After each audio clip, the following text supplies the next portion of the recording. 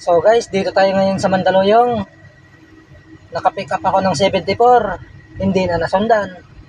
Anong oras na ba? Napick up ko siya alas 11 pa lang. Ngayon, alas 12:01 na. Sa wakas, ito, nagkiong-kiong na. Kapang papuntang BGC.